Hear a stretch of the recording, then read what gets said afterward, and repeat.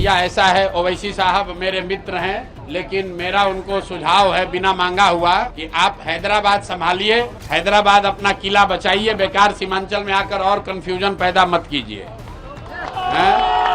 राजद पिछले 30 साल से मुसलमानों से सिर्फ और सिर्फ भाजपा का डर दिखाकर वोट लिए जा रहे हैं। ये इन लोगों ने मुसलमानों को अपना किरासन, लालटेन का किरासन तेल बनाया है। जलता है मुसलमानों के बच्चों का भविष्य, रोशनी होती है लालू यादव के घर पर। दूसरे दल वाले, महागठबंधन वाले कह रहे हैं भाजपा से डरिए और हम लोग को लालटेन को जलाइए, लालटेन को वोट दीजिए। जनसुराज ये कह रहा है कि अल्लाह से डरिए और हक के साथ खड़े होइए, अपने बच्चों के साथ खड़े होइए। अगर भैया ऐसा है, ओवैसी साहब मेरे मित्र हैं, लेकिन मेरा उनको सुझाव है बिना मांगा हुआ कि आप हैदराबाद संभालिए, हैदराबाद अपना किला बचाइए, बेकार सीमांचल में आकर और कंफ्यूजन पैदा मत कीजिए। अगर आप हैदराबाद अपना संभाल लिए होते, अगर तेलंगाना में मुसलमानों का भला कर दिए होते तो यही बढ़िया होता।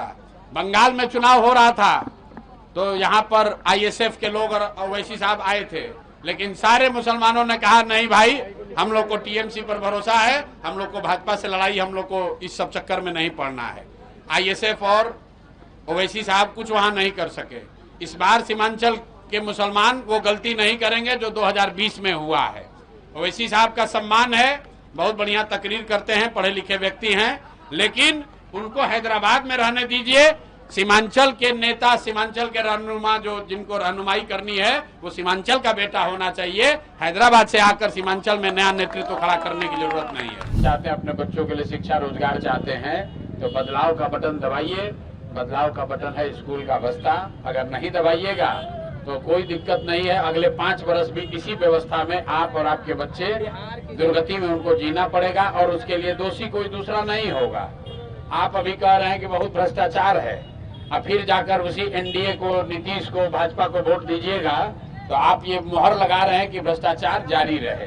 अभी छठ में 80 लाख से ज्यादा बिहार के लोग बाहर से धक्का खाकर ट्रेनों में, बसों में जानवरों की तरह लौट कर किसी तरह घर आए हैं और फिर से जाकर उन्हीं परिवार के लोग अगर एनडीए को, नीतीश को, भाजपा को वोट देते हैं तो इस बात के लिए बटन दबाएंगे कि उनके बच्चे फिर वापस जाएंगे और फैक्ट्रियों में मजदूर बनेंगे। तो जो बोओगे भैया वो काटोगे, यही बात बताने आए हैं और 3 बरस से बता रहे हैं। लेकिन अभी चुनाव का समय है तो एक बार आकर फिर से लोगों को याद दिला दे रहे हैं कि भाई तुमने जात पर वोट दे लिया, हिंदू मुसलमान बन के वोट दे लिया, मंदिर मस्जिद के लिए वोट दे दिया, नाली गली के लिए वोट दे दिया। अब एक बार अपने बच्चों के लिए वोट दो, अपने बच्चों के पढ़ाई रोजगार के लिए वोट दो। अगर नहीं दोगे तो फिर जीवन में कुछ नहीं सुधरेगा। अगले 5 वर्ष भी ऐसे ही आप रोते रहिएगा कि बिहार में बड़ी गरीबी है, बड़ी भ्रष्टाचार है और यहाँ पर कोई सुविधा नहीं है। जातिवाद का कितना दूरी हो पाएगा, क्योंकि जातिवाद तो अभी भी हो ही रहा है बिहार में। चार्जशीट दाखिल होने के बाद भाई जाति का असर रहेगा तो अभी जो बच्चे जब ट्रेन में बैठ रहे थे तो जाति पूछ के बैठाया है, जाति पूछ के बैठाया कि आप किस जाति के हैं, ट्रेन में पहले बैठ जाइए। तो जब जाति पूछकर आपको ट्रेन में नहीं बैठाया जाता है, जाति पूछकर आप पर जब पटना में नीतीश कुमार ने लाठी चलवाया तो पूछा कि आप किस जाति के हैं, और उतना लाठी खाने के बाद भी जाकर एनडीए का वोट दबाओगे, नीतीश को और भाजपा को वोट दीजिएगा तो फिर अगली बार जाइएगा पटना तो फिर लाठी खाइएगा। 22 में 2 कद्दावर नेता राजद के एक साथ आ गए, ऐसे में जनसुराज को कितने संघर्ष करनी पड़ेगी? अरे भैया राजद वालों के पास बताने के लिए कुछ नहीं है। राजद पिछले 30 साल से मुसलमानों से सिर्फ और सिर्फ भाजपा का डर दिखाकर वोट लिए जा रहे हैं। ये इन लोगों ने मुसलमानों को अपना किरासन, लालटेन का किरासन तेल बनाया है। जलता है मुसलमानों के बच्चों का भविष्य, रोशनी होती है लालू यादव के घर पर। और ये लोग जब आते हैं यही कहते हैं हमको वोट नहीं दोगे तो भाजपा आ जाएगी। तो जनसुराज ये कह रहा है कि भैया दूसरे दल वाले, महागठबंधन वाले कह रहे हैं भाजपा से डरिए और हम लोग को लालटेन को जलाइए, लालटेन को वोट दीजिए। जनसुराज ये कह रहा है कि अल्लाह से डरिए और हक के साथ खड़े होइए, अपने बच्चों के साथ खड़े होइए। अगर